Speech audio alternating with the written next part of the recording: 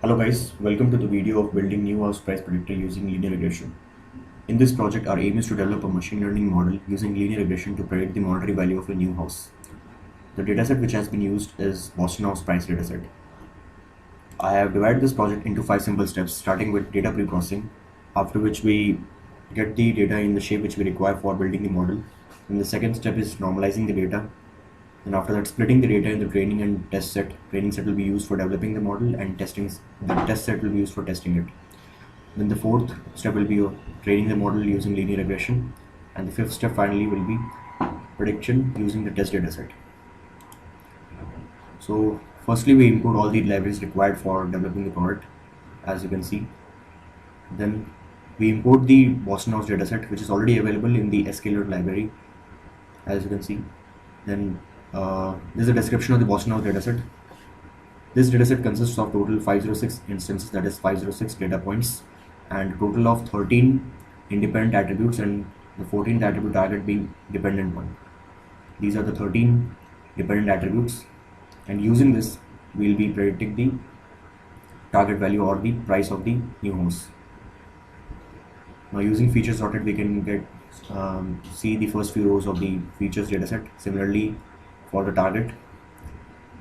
Now using concat function, we merge the 13 attributes along with the target attribute to get a single data frame, as you can see. Now next step is finding the correlation coefficient among all the possible pairs. There are many methods. We have used the Pearson coefficient method over here. Now after that, applying the absolute value and arranging the correlation coefficients in the descending order and plotting the graph, we get the following chart.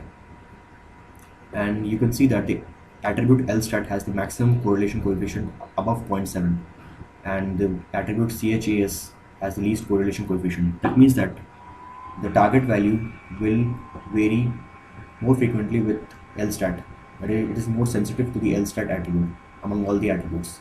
Therefore, we'll be using LSTAT attribute to develop our linear regression model.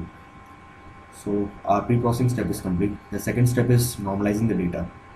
Now, since the LSTAT attribute was the one with the highest correlation coefficient, so we used its values to get our X data frame, and our Y data frame will be target values. Now we scale the data on the scale of 0 to 1 using min-max scaler. So after normalization is done, our next job is splitting the data into testing and training set. In my case, I've divided the training and test data in the ratio 80:20, that is 80% into 20% ratio. You can do it even 70:30, that's up to you. Next step is building the model. The three functions that constitute this model are error function. This function returns the mean squared error in the predicted values for the given slope and constant. Update function. This function changes the values of the slope and constant. And the gradient descent function, which implements the gradient descent, which is used for reducing the loss. This is the formula for mean squared error, 1 upon n times sigma y minus ya to the power 2, where y is the predicted value, y is the expected value. Now, as discussed, we define first the error function as follows. Then using the equation to update weights, which is given here, we define the update function, and finally we define the gradient descent function. One point to note in gradient descent function is that it will execute until the value of error goes below the error threshold. Once it goes below the error threshold, it will stop automatically. Then we initialize the parameters to call the above functions. Then finally we get the slope and constant as minus 0.8197 and 0.6404 from our learning on the training dataset. So using this slope and constant, which we have got from the training dataset, we will predict the values for the test dataset. Now let's visualize what we have learned from the training dataset.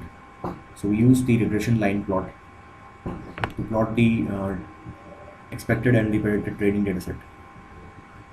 So this is the graph. We get the blue dots represent the expected training data, the training y values, and the red line denotes the linear curve which we have got from the linear regression model, and as you can see, this red line fits quite well for our given data. Similarly, we plot the error values graph to check how the error drops over time. And we um, took 250 iterations for training the dataset, and out of those you can see that after 100 iterations the error went below 0.01.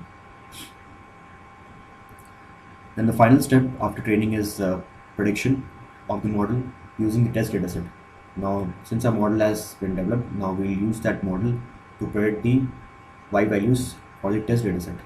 So we do this over here, and we calculate the mean squared error for the same, and we get it as 0.0163.